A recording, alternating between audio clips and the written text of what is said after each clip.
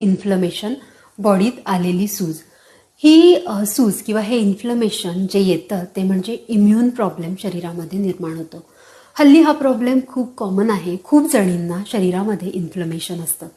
तर हे इन्फ्लमेशन का होतं याचं कारण समजून घेणं खूप गरजेचं आहे.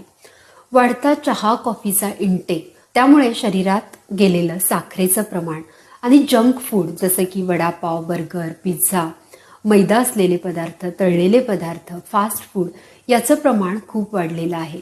त्यामुळे शरीराचं संतुलन बिघडलेलं आहे आणि त्याचमुळे इन्फ्लमेशन बॉडीमध्ये खूप वाढल्यामुळे तुम्हाला फर्टिलिटी रिलेटेड प्रॉब्लेम होऊ शकतात.